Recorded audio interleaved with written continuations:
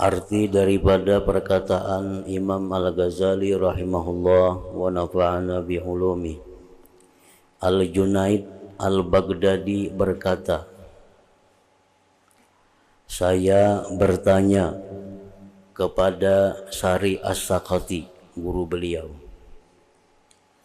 adakah orang yang mencintai itu merasakan pedihnya bala? Adakah orang yang mencintai Allah Ta'ala? Adakah orang yang mencintai Allah itu merasakan pedihnya bala? Ia menjawab, tidak. Saya bertanya lagi, sekalipun dipukul dengan pedang? Ia menjawab, iya, sekalipun dipukul dengan pedang 70 kali pukulan demi pukulan. Sebagian mereka berkata, saya mencintai, maksudnya mencintai Allah.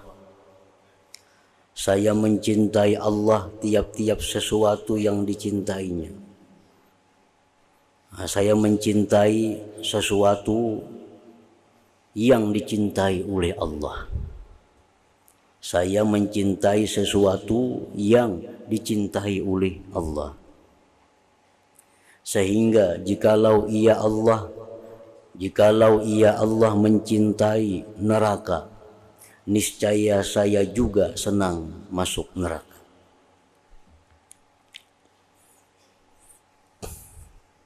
Ini keadaan orang-orang yang cintanya kepada Allah itu sampai kepada tingkatan yang luar biasa. Dan sebagaimana telah dijelaskan oleh Imam Al-Ghazali bahwa ridha itu adalah merupakan salah satu di antara buahnya cinta. Ridha, tentram hati, itu merupakan buahnya cinta dan ukurannya cinta. Seapa kita ridha tergantung seapa kita cinta. Apabila kita cinta kepada seseorang dengan cinta yang luar biasa, maka perbuatan-perbuatan orang itu pun kita ridha dengan ridha yang luar biasa.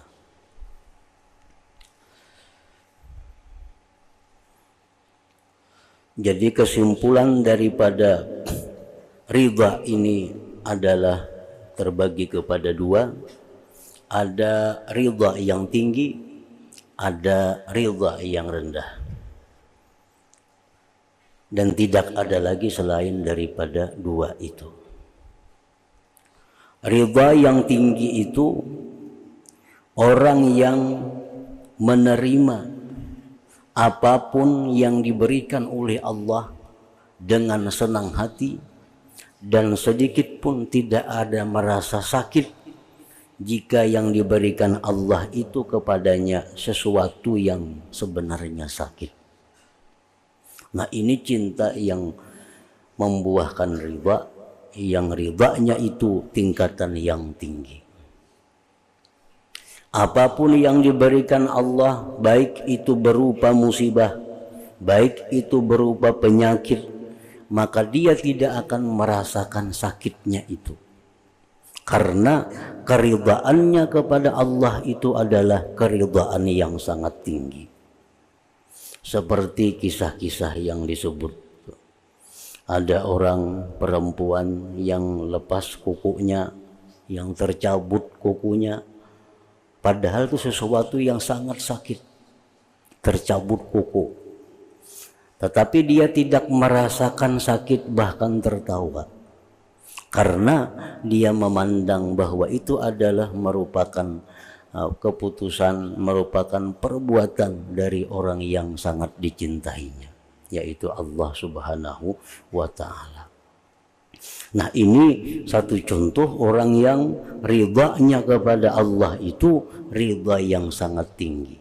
Dan kita tidak wajib untuk menempati kedudukan itu.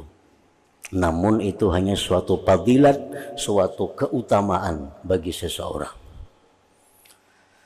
Nah, kita ditimpa musibah, kita kada sakit hati, bahkan senang, karena ini perbuatan kekasihku. Ini kedudukan yang sangat tinggi. Yang kedudukan ini kita tidak diwajibkan menempatinya, tetapi itu satu keutamaan. Nah, yang kedua adalah keridhaan yang rendah. Nah, ini yang wajib ditempati oleh setiap orang yang beriman. Keridhaan yang rendah ini adalah merasa sakit dengan adanya hal-hal yang menyakitkan. Dia merasa sakit, tetapi hatinya sedikit pun tidak ada bergoyang, hatinya sedikit pun tidak ada bergulak, hatinya sedikit pun tidak ada menyalahkan siapapun. Hatinya ridha dengan apa yang diberikan oleh Allah itu. Nah, ini ridha yang rendah, dan ini yang wajib ditempati oleh, kedudukan yang wajib ditempati oleh setiap orang yang beriman.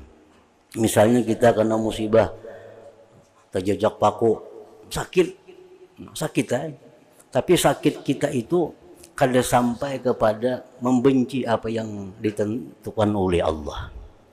Nah, kita bisa menerima itu. Nah, kita bisa menerima sakit, tapi kita meyakini bahwa ini perbuatan Allah, pasti ada baiknya. Nah, itu ridha juga, tapi ridha yang di bawah. Ini yang wajib, mau kada mau setiap orang beriman demikian. Ditimpa Allah hal-hal yang kada nyaman, baik musibah pada harta, baik musibah pada diri, baik musibah pada keluarga. Nah, sakit kita, sakit. Tapi sakit kita itu tetap kada merubah bahwa ini ada kebaikan yang diberikan Allah. Nah, bahwa ini adalah satu kebaikan yang diberikan Allah, yang kita mungkin belum tahu apa kebaikannya. Dan kada ada sedikit pun menyalahkan, meniwas kepada orang lain. Ini yang wajib kita jalani, mau kada mau. Bila kita kada demikian, kita kada termasuk orang yang ridha dengan ketetapan Allah. Allah sudah menjelaskan, siapa yang tidak ridha dengan ketetapanku, carilah Tuhan selain aku. Siapa tidak ridha dengan keputusanku, ujar Tuhan dalam hadis kursi, nah, cari Tuhan selain aku. Ada riwayat lain lagi, siapa yang tidak ridha dengan keputusanku, keluarlah dari bumiku. Mana lagi keluar pada bumi? Nah, keridhaan apa yang dimaksud itu?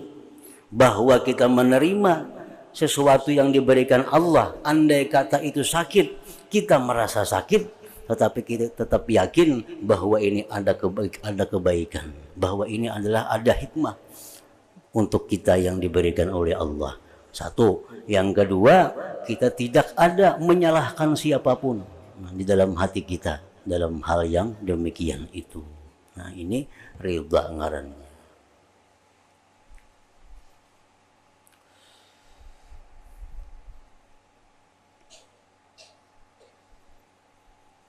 Jadi jangan sampai ada dalam hati kita menerima hal-hal yang kada nyaman, lalu kita menyalahkan siapakah?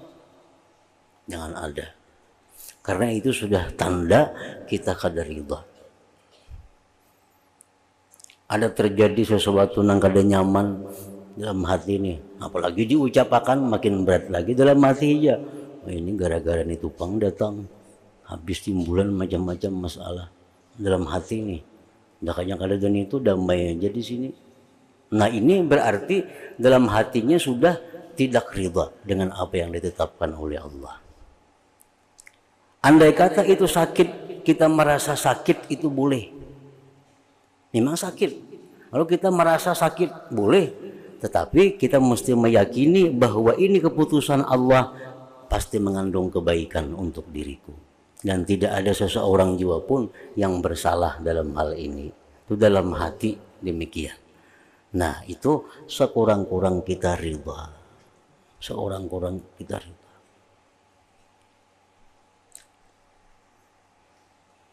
Dan ini sangat berlaku di dalam kehidupan sehari-hari kita.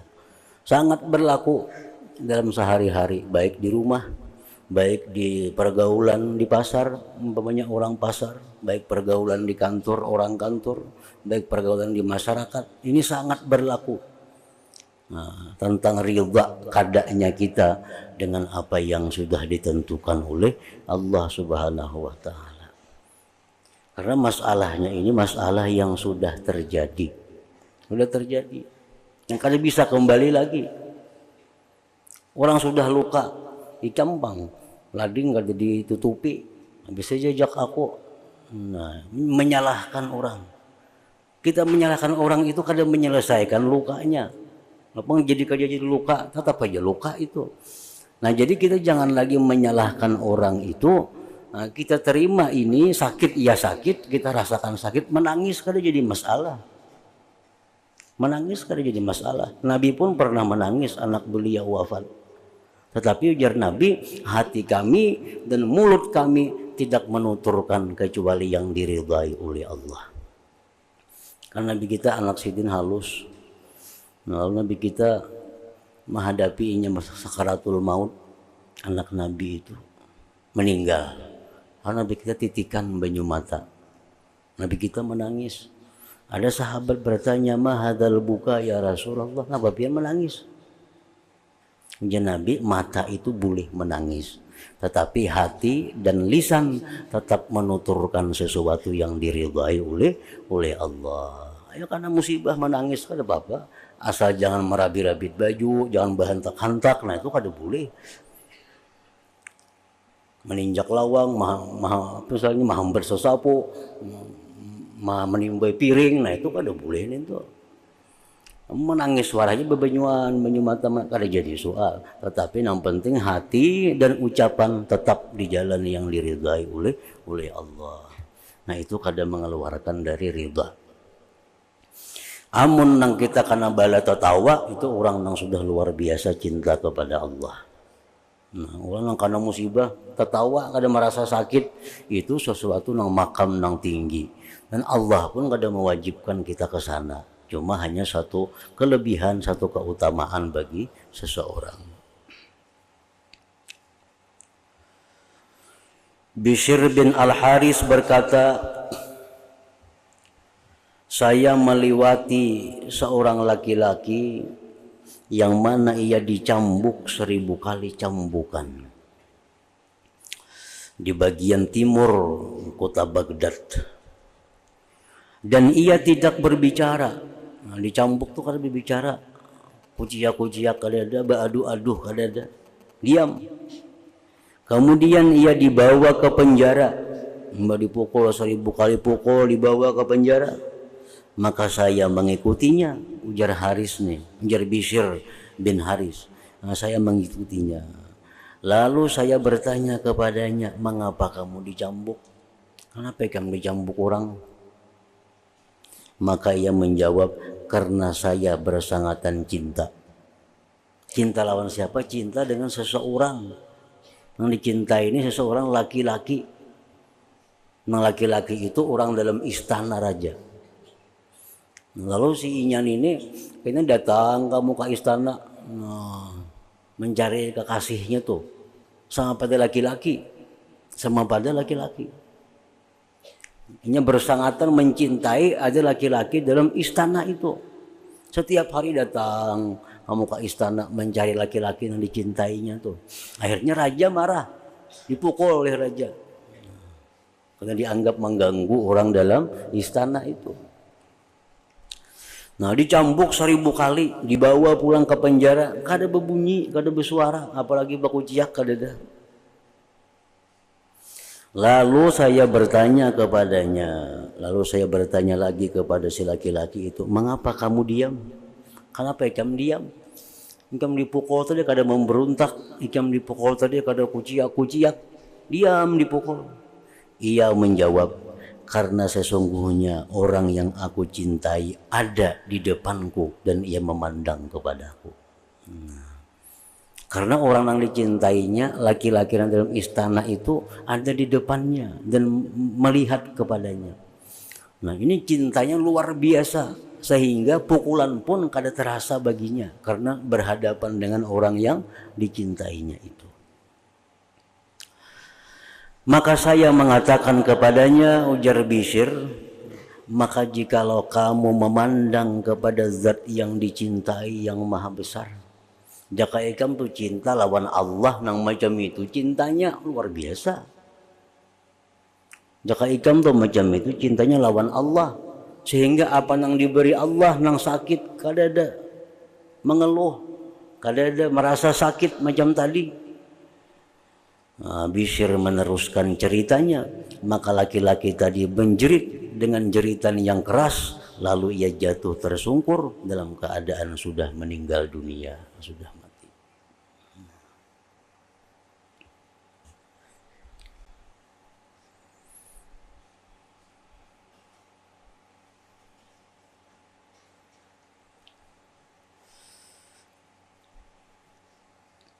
Nah, jadi ini contoh bahwa cinta yang membuahkan ridha itu menghilangkan sakit, walaupun imbahnya mati. Daripada sakitnya dipukul 1000 kali pukulan tuh, tapi nya kadang merasa sakit, akhirnya mati.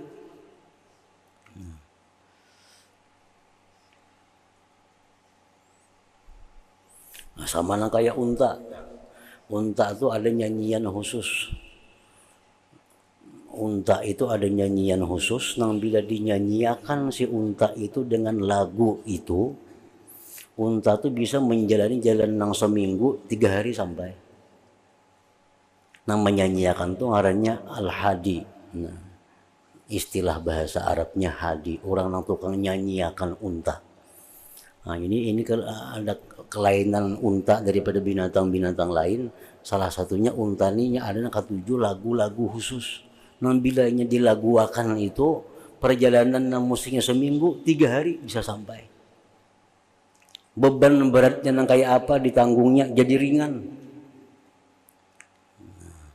Jadi suatu hari pernah unta ini berangkat di satu perjalanan. Nah mungkin sampai ke situ seminggunya sampai. Cuma orang ini hendak lakas supaya barang ini cepat sampai ke sana. Karena unta tuh membawa barang-barang macam-macam bawaan dari negeri yang jauh unta. Orangnya hendak lakas sampai barang ini ke tempat tujuan. Musuhnya seminggu hanya sampai ke situ. Cuma orangnya ini hendak lakas. Jadi nah ampun barang ini mencari tukang nyanyiakan di Siwa. Ada kan yang bisa menyanyiakan unta kampung sini ada di Kiau. Nah, jam menyanyiakan unta kunina supaya nya cepat sampai. Ujar na tukang nyanyiakan ayuha. Nah, begitu dibuati barang, dinyanyiakan. Unta buka saling lajuan. Jalan nang seminggu 2 hari sampai. Tapi begitu sampai mati semuaan untanya. Semuaan matian alabahan.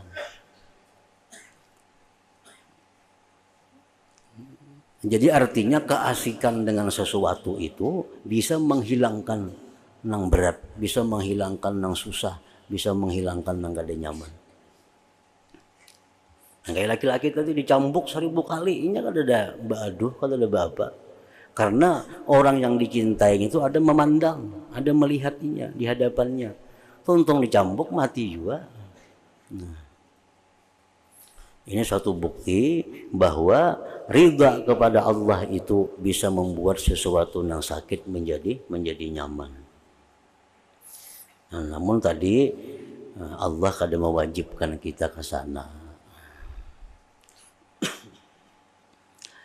Yahya bin Mu'az Ar-Razi rahimahullahu ta'ala berkata, apabila penduduk surga memandang kepada Allah Ta'ala, niscaya hilanglah mata mereka di dalam hati mereka dari kelezatan memandang kepada Allah Ta'ala selama 800 tahun, tidak kembali kepada mereka. Artinya orang-orang surga itu begitu mereka memandang kepada Allah, maka kelezatan memandang Allah itu 800 tahun menghilangkan kelezatan-kelezatan yang lainnya.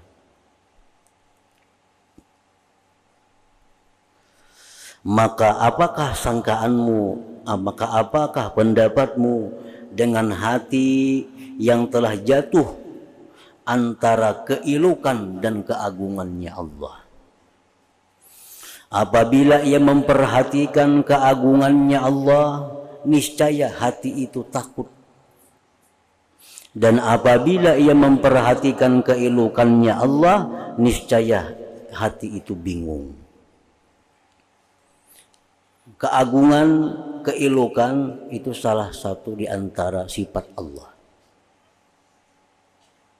Apabila kita melihat keagungan Allah, asal hati kita ini baik, asal hati kita ini kada rusak, bila kita melihat keagungan Allah itu pasti takut.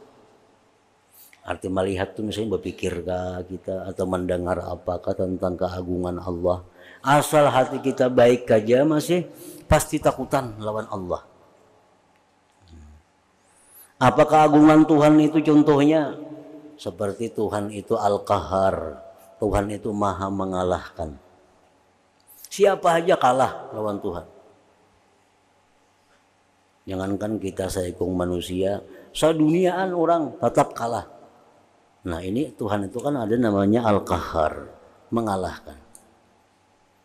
Jadi sedikit pun kita kada ada daya, kada ada kemampuan, kekuatan untuk menentang Allah itu kada kawa.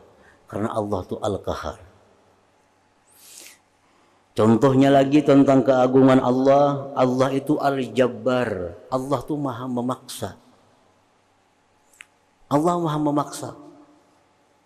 Tidak ada satupun di alam semesta ini yang bisa bergerak tanpa ada kehendak Allah. Nah, Tuhan itu Al-Jabbar, maha memaksa. Baik kafir, baik iman, baik maksiat, baik taat, kada kawa bergerak kalau Tuhan kada menghendaki. Tapi kalau Tuhan menghendaki, apapun kada kawa diurus. Kada kawa diurus.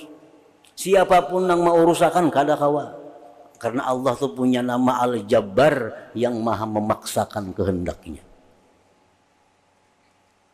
Nabi kita sallallahu alaihi wasallam orang yang sangat dicintai oleh Allah. Banyak keinginan-keinginan Nabi yang Allah tidak memperdulikan. Nabi itu ingin si fulan itu beriman kepada Allah. Nabi itu ingin si fulan ini beriman kepada Allah. Nabi ingin kelompok ini beriman kepada Allah. Allah kada menerima. Nah, Allah tuh maha memaksa kehendaknya. Kalau Allah berkehendak kada kawa diurus. Kada kawa didoa-doai, kada kawa. Karena Allah tuh Al-Jabbar, maha memaksakan. Nah, itu sifat keagungan. Nah, kalau hati kita ini baik, hati kita ini masih kada sakit parah, begitu kita mendengar sifat keagungan-keagungan ini, hati itu pasti akan takut kepada Allah. Takut. Allah maha berkuasa. Kuasa Allah itu kuasa penuh. Kuasa penuh Allah. Namun kita kada takutan mendengar sifat-sifat keagungan itu. Berarti hati kita ada suatu penyakit yang mencegah. Apabila ia memperhatikan keagungan Allah, niscaya hati itu takut. Dan apabila itu memperhatikan keelokannya, niscaya ia bingung. Kalau kita melihat, mendengar keelokan Allah, kita bingung juga. Begitu eloknya Allah itu. Sifat-sifat keelokan itu kayak apa? Kayak Allah itu Sattar, Allah maha menutupi aib hambanya. Itu keelokan Tuhan. Nah, apalagi ya Ghaffar, Allah itu maha pengampun. Maha pengampun. Orang selama 60 tahun hidup, mulai balik sampainya mati 60 tahun.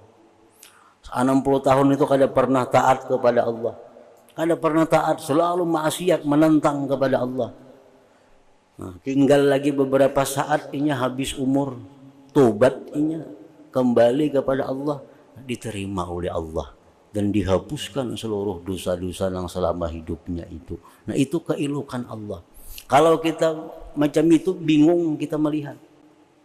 Ada orang yang kafir yang menentang kepada Allah.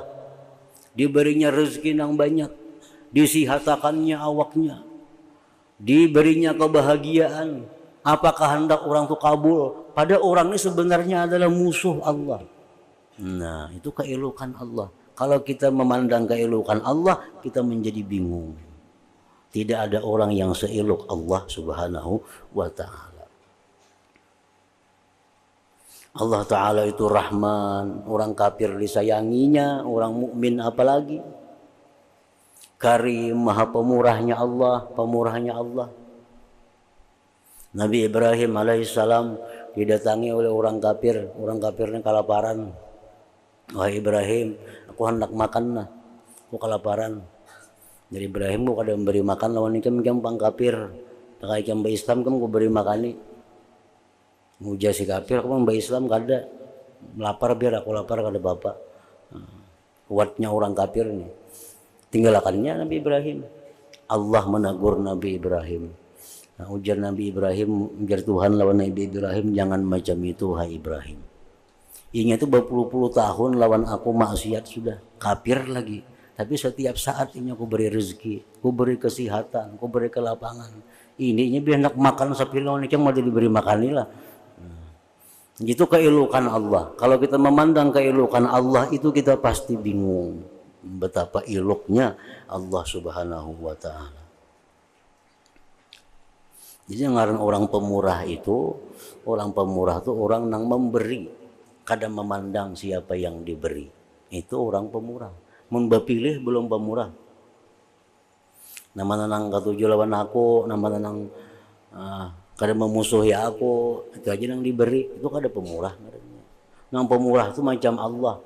Oh, ini orangnya rancak menyambati aku, bari juga. Ini rancak nang menyakiti aku, bari juga. Ini rancak nang menyinggung aku, bari juga. Kada ada bedanya. Itu ngarannya pemurah. Nah, kalau bapilih itu kada pemurah lagi ngarannya.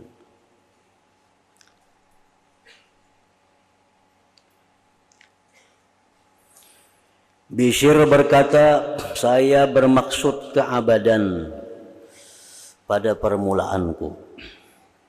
Tiba-tiba saya bertemu dengan orang buta yang berpenyakit kusta dan gila. Mana buta, penyakit kusta, kurang akal. Yang mana ia dalam keadaan pingsan dan semut memakan dagingnya. Orang kusta.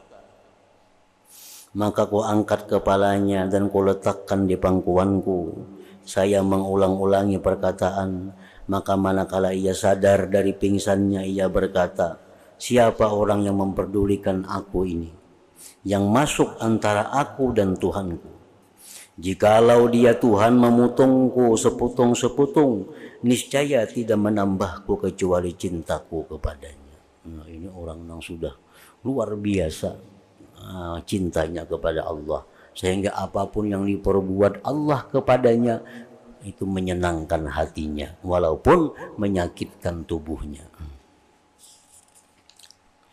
Bishr berkata, maka tidaklah saya melihat bala antara hamba dan Tuhannya sesudah yang demikian itu, maka saya mengingkarinya. Ada orang yang sedemi mata buta, akal pindah kayak orang gila, penyakit kusta lagi, orang kadang memperdulikannya. Nah, bahkan dia berkata, andai kata Allah lebih daripada ini memberi aku penyakit, tidak menambah melainkan cintaku kepada Allah, kecuali cinta kepada Allah. Abu Ammar Muhammad ibn al-As'as berkata, penduduk Mesir berdiam selama 4 bulan, tidak ada bagi mereka makanan kecuali memandang kepada wajah Nabi Yusuf As-Siddiq alaihi salam. Adalah mereka apabila lapar maka mereka memandang ke wajahnya, maka mereka disibukkan oleh keelokannya sehingga mereka tidak merasakan dengan pedihnya lapar. Hanya Nabi Yusuf. Nabi Yusuf itu begitu Allah menciptakan wajah Nabi Yusuf itu orang nang kelaparan jadi kanyang.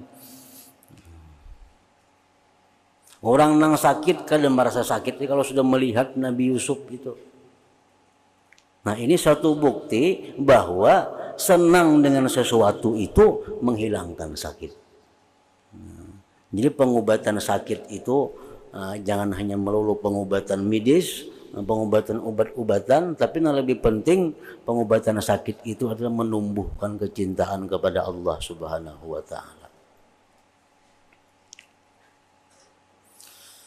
Bahkan dalam Al-Quran ada yang lebih bersangatan dari yang demikian, yaitu para perempuan memotong tangan-tangan mereka karena keasyikannya mereka memperhatikan keelokan Nabi Yusuf alaihi salam, sehingga tidak merasakan dengan yang demikian itu. Zulaikha kerindangan lawan Nabi Yusuf, yang waktu itu Nabi Yusuf sebagai budak, sebagai pembantu,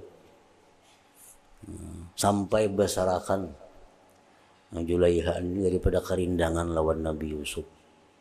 Orang-orang Mesir menyambat, apa itu, bini raja, bini menteri, kerindahan lawan pembantu. Ujar Zulaikha kada tahu lagi lawan Nabi Yusuf kayak apa garang Yusuf muka kerindangan itu. Zulaikha kada hendak kalah dengan cemoohan orang, dikira Sidin nang memang salah karena kerindangan lawan Nabi Yusuf. Diundang perempuan-perempuan ke istana itu, diundang perempuan. Setiap orang diberi jeruk lawan pisau, diberi. Setiap perempuan yang datang diberi jeruk lawan pisau. Terkumpul semuaan, disuruh Zulaikha silahkan makan jeruknya, masing-masing mengupas jeruk itu. Begitu mengupas jeruk tadi, limau tadi, disuruh Zulaikha Nabi Yusuf keluar menemui perempuan-perempuan itu. Nah, begitu Nabi Yusuf keluar menemui perempuan-perempuan itu, tanpa sadar pisau itu memakan tangan-tangan perempuan itu. Kadang merasa lagi pisau itu menyayat tangan seorang. Nah, begitu dahsyatnya Nabi Yusuf alaihi salam. Nah, jadi artinya bukan dahsyat itu tampan dan sebagainya, yang diiktibar dari cerita itu adalah bahwa kesenangan dengan sesuatu itu melupakan sakit yang menyakitinya. Nah, Nabi Yusufnya ke dalam hanya merasa padih tangan, lukaan semuaan. Waktu memandang Nabi Yusuf kada merasa tangan ini dimakan oleh pisau. Nah, itu contoh orang yang ridha dengan Allah, orang yang sudah cinta kepada Allah sehingga ridha dengan yang diperbuat Allah. Apapun sakit yang diberikan Allah, kadang merasakan sakit itu. Contohnya banyak. Sa'id bin Yahya berkata, saya melihat di kota Basrah di dalam hotel Atha bin Muslim seorang pemuda, dan di tangannya ada sebilah pisau. Lalu ia menyeru dengan suaranya yang keras, yang sangat keras, di mana orang banyak ada di sekitarnya. Ia mengatakan, yaumul firak minal qiyamah atwalu wal mautu min alamit tafarruqi ajmalu. Qalu ar-rahilu faqultu lastu birahilin lakin muhjatil lati tatarahhalu. Artinya, pemuda tadi basyair, pisau di tangan nih, lading di tangan sambil berkujiak. Ujarannya, hari perpisahan pada hari kiamat adalah sangat lama. Menunggu hari kiamat lawas lagi. Dan mati dari sakitnya perpisahan adalah lebih elok. Lebih baik mati daripada terpisah. Mereka mengatakan bepergian. Saya menjawab, jaramun ikam mati, kam hilang aja sudah. Ia menjawab, saya bukan orang yang bepergian, akan tetapi nyawakulah yang pergi. Kemudian ia membelah perutnya dengan pisau dan ia jatuh tersungkur dalam keadaan mati. Lalu saya menanyakan tentang dia dan tentang keadaannya. Kenapa garang pemuda itu membunuh dirinya? Lalu seorang mengatakan kepadaku bahwa ia rindu pada seorang pemuda kepunyaan sebagian raja yang telah terhalang daripadanya suatu hari. Orang ini mencintai seseorang, Biasa tiap hari bertamu, hari itu kada kau bertamu. Nah, dengan kekasihnya itu, hari itu kada kau bertamu. Nah, sehingga dia rela mengorbankan dirinya karena sebab kada kau bertamu itu.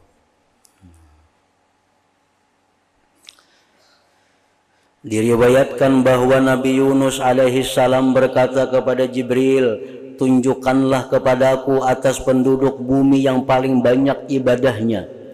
Maka Jibril menunjukkan kepada Nabi Yunus pada seorang laki-laki yang kedua tangan dan kakinya telah terputus oleh penyakit kusta dan menghilangkan penglihatannya. Tuh, ujar Jibril, wahai Yunus, orang yang paling banyak ibadahnya, dilihat batangan kada, bebatis kada, orangnya buta. Nabi Yunus mendengar laki-laki itu mengatakan, wahai Tuhanku, Engkaulah memberikan saya kesenangan dengan keduanya menurut apa yang Engkau kehendaki, dan Engkau cabut daripadaku apa yang Engkau kehendaki, dan Engkau tinggalkan untukku harapan padamu, wahai Tuhan yang memberi kebajikan, wahai Tuhan yang menyampaikan harapan itu. Nah, orangnya dalam keadaan bersangatan musibah, bersangatan susah, tetap dalam keadaan itu dia memuji kepada Allah. Nah, dalam keadaan seperti demikian tetap memuji kepada Allah dan masih mengharapkan kebaikan-kebaikan Allah. Nah, itulah ujar Jibril, hamba Allah yang paling banyak ibadahnya kepada Allah Subhanahu wa ta'ala.